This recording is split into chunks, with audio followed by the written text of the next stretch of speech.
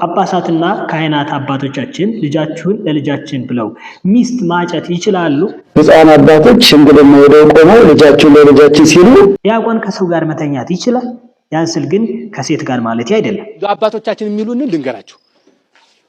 ዲያቆን ከሰው ጋር ለዘመናችን ትህትናን የተላበሱት ጳጳስ በተለይ ደግሞ ከሰንበት ተማሪዎች ጋር ሳይቀር ዝቅ ብለው ከበሮ በመምታት የሚያገለግሉት ጳጳስ እነማን ናቸው?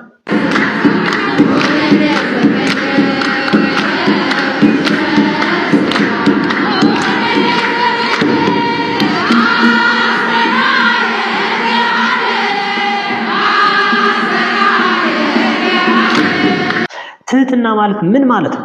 ትህትና ማለት ምን ጊዜ እኔ ቅዱስ ጳውሎስ አንድ የሚደንቅ ነገር ተናግሯል። የቅዳሴ ጸበል ደጋግሞ መጠጣት፣ ወደ ቤት መውሰድ እንዲሁም በሰውነት አካል ላይ ማፍሰስ ይቻላል? የቅዳሴ ጸበል ማፍሰስ፣ ደጋግሞ መጠጣት፣ ወደ ቤት መውሰድ። ከሁለተኛ ሚስት ወይም ከሁለተኛ ባል የተወለደ ልጅ ጳጳስ መሆን ይችላል? ከሁለተኛ ሚስት የተወለደ ልጅ ጳጳስ። በስመ አብ ወወልድ ወመንፈስ ቅዱስ አሐዱ አምላክ አሚን። ውድ የስፍና ሚዲያ ተከታታዮች በያላችሁበት እንዴት አላችሁ? እኔ ደህና ነኝ ያለው እግዚአብሔር ይመስገን። በዛሬው ቪዲዮ ፕሮግራማችን የምናየው ቅድም ያነሳናቸውን ጥያቄዎች እንግዲህ አባቶቻችን ምን መልስ ሰጡ የሚለውን አንድ ባንድ የምናይ ይሆናል። እስከ ቪዲዮ ፍጻሜ ድረስ አብራችሁን ቆዩ። ቪዲዮን ላይክ፣ ሼር፣ ቻናሉን ሰብስክራይብ ማድረግ የስፍና ሚዲያ ቤተሰብ ሁኑ። እስከ ቪዲዮ ፍጻሜ ድረስ አብራችሁን ቆዩ።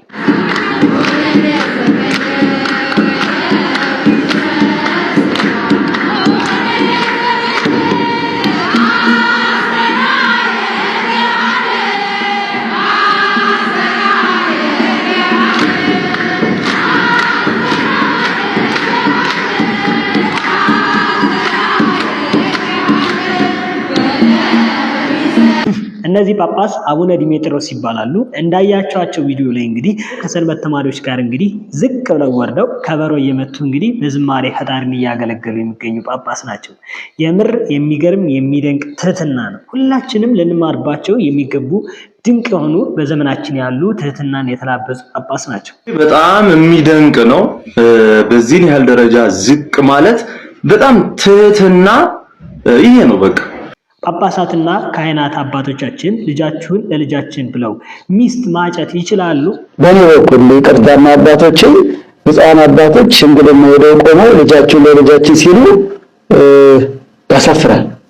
ልጅና አባትነታቸው ለሁሉም ስለሆነ አዎ እዚያ አነጋገር ይቅርታ ግን ማድረጋችን በቃ ተሰማኝም መናገር አለብን።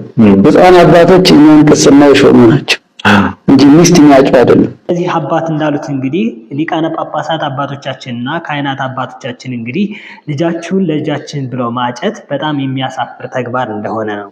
ተክሊል የሚባርኩ ናቸው።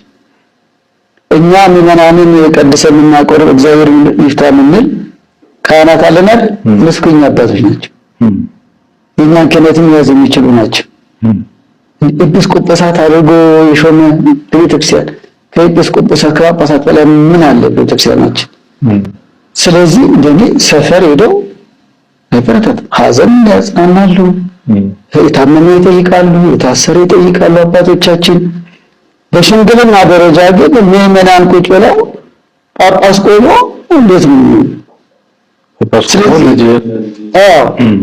ከዚህ ልጀምር። ሁለተኛው ደግሞ እንደምን ከይቅርታ ጋር ስለ ክህነት ክብር ማለት ነው። ሊቃነ ጳጳሳት አባቶቻችን እኛን እየባረኩ እንዲሁም ሕዝብን እያገለገሉ እነሱ የክርስቶስን ሥጋ ወደሙን ፈትተው ለሕዝበ ክርስቲያን የሚያቆርቡ ናቸው እንጂ ሚስት የሚያጩ አይደለም።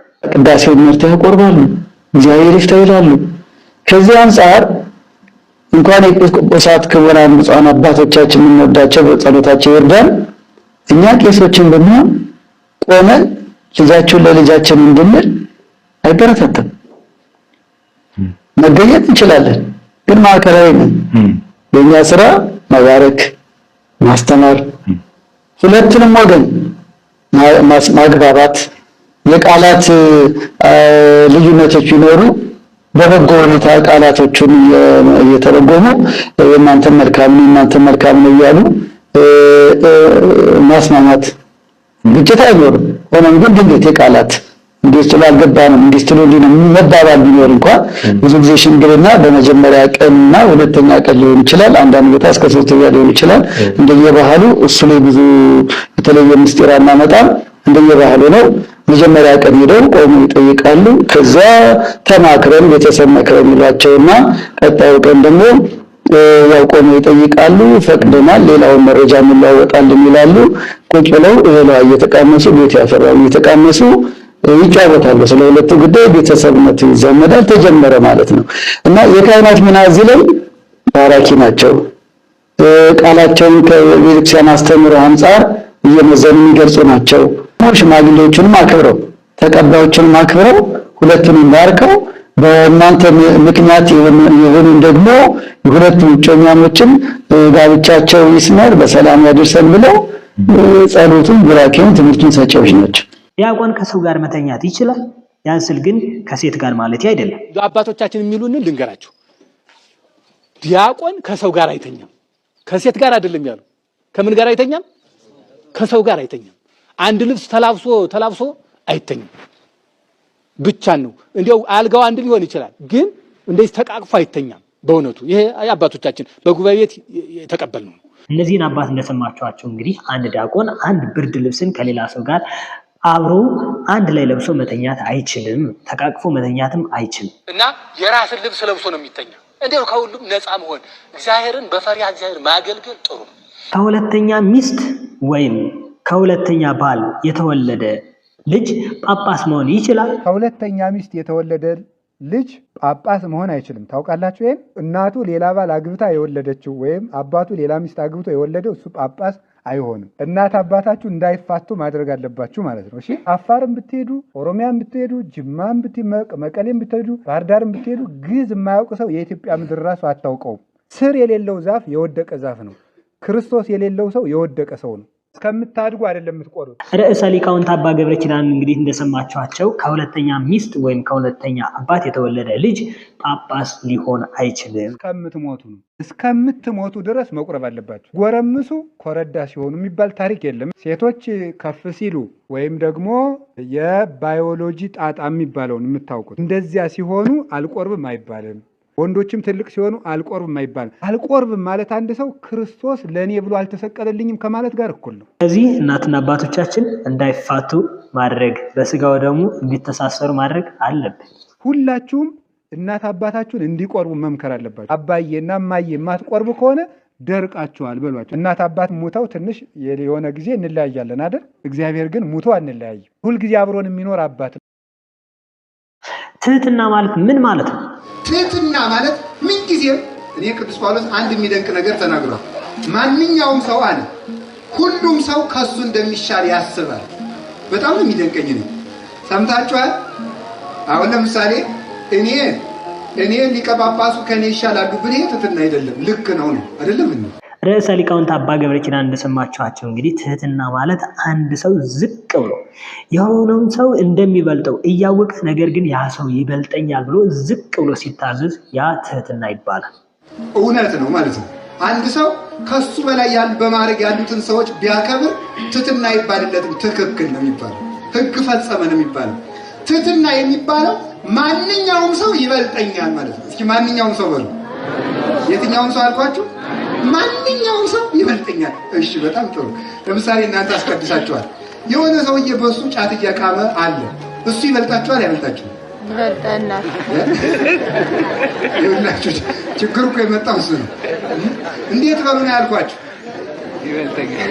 እነማን ይበልጡናል በሉ ነው ያልኳችሁ? ሁሉም ሰው፣ ማንኛውም ሰው። እስኪ ማንኛውም በሉ። ማንኛውም ሰው። ለምን ተመልከቱ።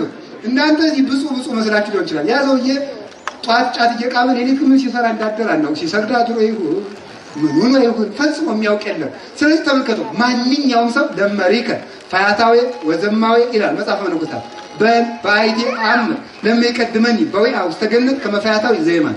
አንተ ሞኝ ወንበዴ ብታይ፣ ሌባ ብታይ፣ ነፍሰ ገዳይ ብታይ ይሄ ሰውዬ እንደ ፈያታዊ ዘይማን እኔን ቀድሞኝ ገነት ይገባ እንደው ምን አውቃለሁ እያልክ ረፍ ይላል። ስለዚህ እኔ እሻላለሁ አትበል። የቅዳሴ ጸበል ደጋግሞ መጠጣት፣ ወደ ቤት መውሰድ እንዲሁም በሰውነት አካል ላይ ማፍሰስ ይቻላል። የቅዳሴ ጠበል ማፍሰስ፣ ደጋግሞ መጠጣት፣ ወደ ቤት መውሰድ አይፈቀድም። ለጽኑ ህሙማን ስጋው ደሙ ይሄድላቸዋል ካህናት ፈቅደው። ካለዛ ግን በጭራሽ ወደ ቤት አይሄድም። የቅዳሴ ጸበል አይፈስም። አናት ላይ ካልሲ ውስጥ የሚከቱ ሰዎች አሉ። እንደሰማችኋቸው ነው እንግዲህ አስተማሪዎቹን የቅዳሴ ጸበል ወደ ቤት መውሰድ፣ ደጋግሞ መጠጣት እንዲሁም በሰውነት አካል ላይ ማፍሰስ አይቻልም። በዘመናችን ያሉት ትህትናን የተላበሱት ብፁዕ አቡነ ዲሜጥሮስ የሚባሉት ጳጳሳችን እንግዲህ ከሰንበት ተማሪዎች ጋር ብቻ አይደለም ከበሮ በመምታት የሚያገለግሉት፣ ዝቅ ብለው እንዲሁም በማህሌት ጊዜ ከበሮ እየመቱ የሚያገለግሉ ድንቅ የዘመናችን ጳጳስ ናቸው።